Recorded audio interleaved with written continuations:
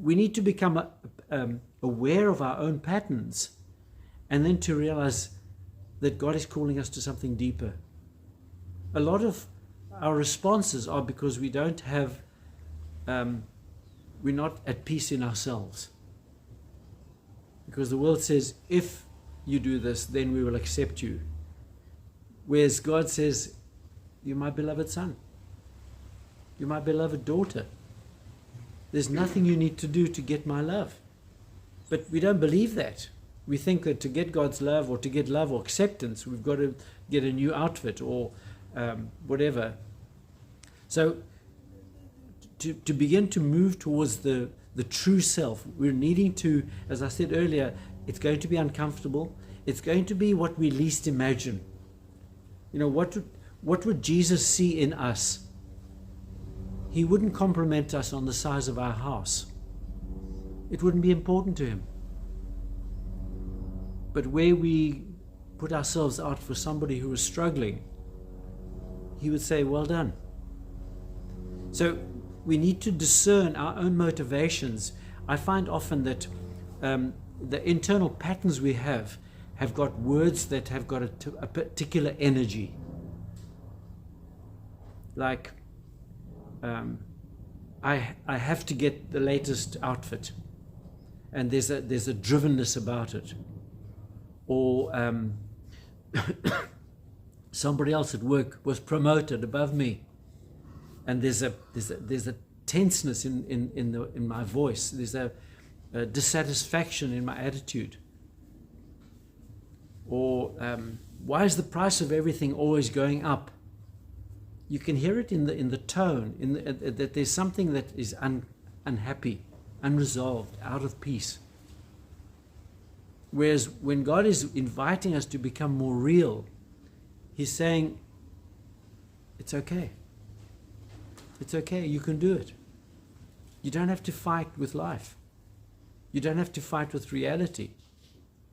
If those people are not noticing you for who you are, that's fine.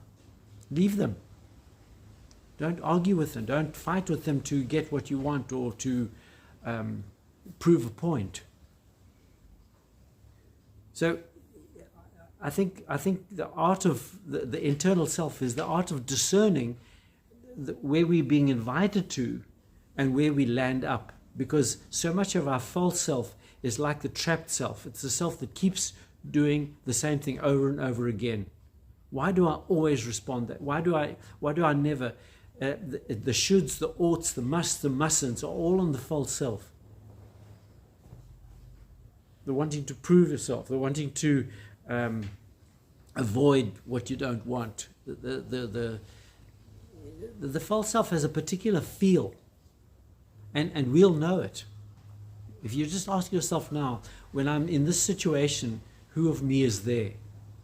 When it's the self that's fighting to be noticed, or to be to get what it wants, or to avoid what it doesn't want, you can feel it. Whereas when God invites us into something, or God is wanting to grow an aspect in us, it'll have a different feel, and it'll have a different invitation, a different sense. There'll often be a sadness that we've missed it for so long. There'll often be a longing that is more subtle. The false self has got heavy tastes. You know, it wants a lot of money, or a big meal, or whereas with God, it's much more subtle. It's much more intuitive in a way. It's like, I don't know why, but this is what I need.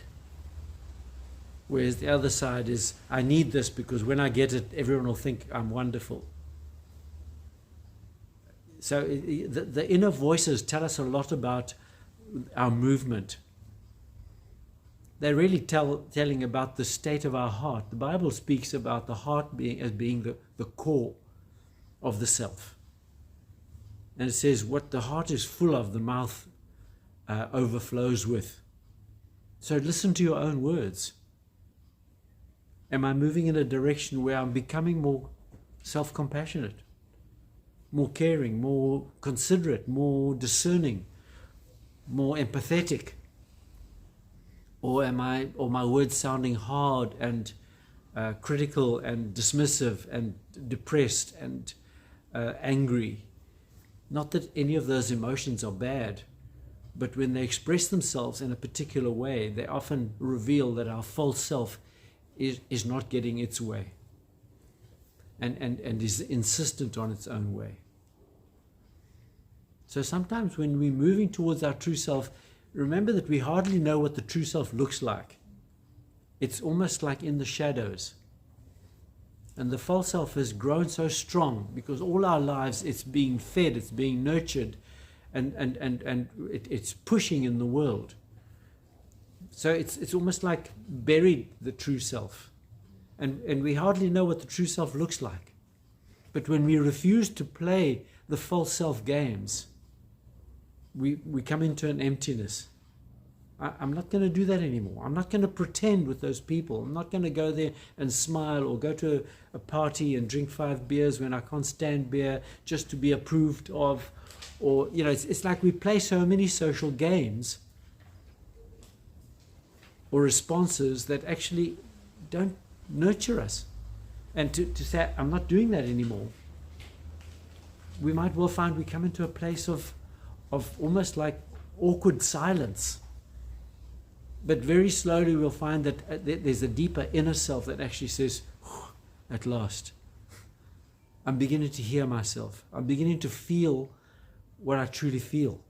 I'm beginning to sense my own freedom in a strange way, because it's not the things I thought would give me freedom.